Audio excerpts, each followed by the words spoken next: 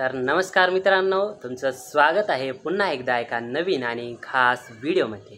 तर मित्रांनो, जे आपला गोफणीचा राहिलेला पार्ट होता, राहिलेला जो भाग होता की गोंडे कसे पाडायचे, जे मोजणीची विणकाम आहे, जे त्याच्या पोटऱ्याचं विणकाम आहे, ते कसं करायचं हे तुम्हाला जे दाखवायचं राहिलं होतं, तर ते ह्या व्हिडिओमध्ये घेऊन आलेलो आहोत। तर तुम्ही पार्ट 1ला खूप सारं प्रेम दिलं, त्याबद्दल तुमचं अगदी हृदयाच्या तळापासून धन्यवाद। हाही पार्ट बघा। जर तुम्ही पार्ट 1 पाहिला नसेल तर त्याची लिंक डिस्क्रिप्शन बॉक्समध्ये देतो। तर तुम्ही ती जी आहे ते व्हिडिओ पूर्ण पाहून घ्या, त्यानंतर हा व्हिडिओ पहा।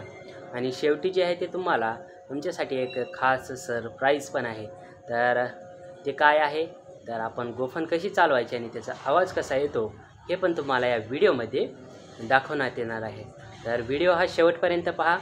व्हिडिओला एक लाईक केलं नसेल तर एक लाईक करून घ्या, चॅनलला सबस्क्राईब करा आणि बेल आयकॉन जी आहे ती ऑलवर सेट करून ठेवा।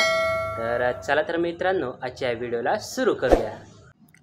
तर मित्रांनो, तुम्ही जे आहे ते पाठीमागच्या व्हिडिओमध्ये म्हणजेच पार्ट 1मध्ये तुम्ही बघितलं की जी आपली मुदन आहे, जे पकडण्यासाठी बनवलेलं आहे, त्याला मुदन म्हणते। तर ती मुदन कशी विणली आहे ते तुम्हाला दाखवलं आहे।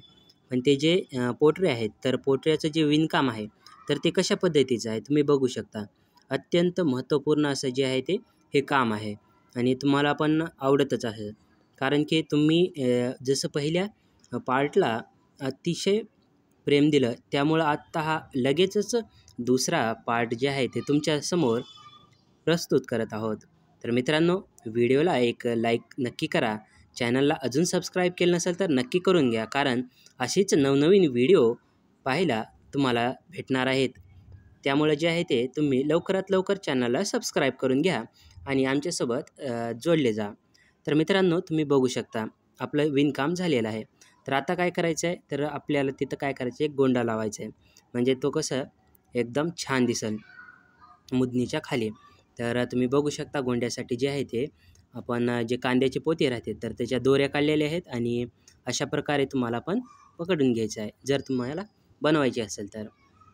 तर तुम्ही असं पकडून घेतल्यानंतर काय करायचे, त्याच्या भोवती पूर्ण भोवती जे आहे ते दोरे असं लावायचे आहेत आणि ते दोरे लावल्यानंतर काय करायचे, तुम्हाला दुसऱ्या एका दोरीनं काय करायचं, त्याला बांधायचं गोल असं आणि बांधल्यानंतर जे आहे ते त्या ठिकाणी रोमन आडा द्यायचा आहे। कोणचा आडा?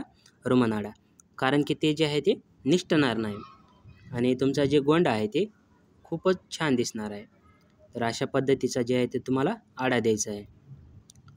तर तुम्ही बघू शकता हे जे काम आहे हे अतिशय बारकाईचं काम आहे, जसं की व्हिडिओमध्ये तुम्ही बघू शकता। तर या महत्त्वपूर्ण कलेसाठी आणि पारंपरिक कला जी की फक्त आणि फक्त शेतकऱ्याच्या घरातच जन्माला येते, तर यासाठी एक नक्की लाईक तर बनतेच। आणि व्हिडिओच्या शेवटी जे आहे ते तुम्हाला सांगणार आहे की हे जे आपण गोफण तयार केलेली आहे तर ही कशाप्रकारे वाजते। आपण याचा प्रत्यक्षात वापर केला नाही, कारण की इथे तशी जागा उपलब्ध नाही, त्यामुळं जे आहे ते फक्त आपण कशी फिरवायची हे तेवढं घेतलेलं आहे। तर तुम्हाला शेवटी जे आहे ते बघायला भेटणार आहे, तोपर्यंत तुम्ही गोंडा कसा पाडतेत हे बघून घ्या। बघा, मुदनीच्या खाली जे आहे ते आपण बरोबर गोंडा या ठिकाणी पाडलेला आहे आणि त्याची जी आहे ती फिनिशिंग आधी कटिंग करून घ्यायचं।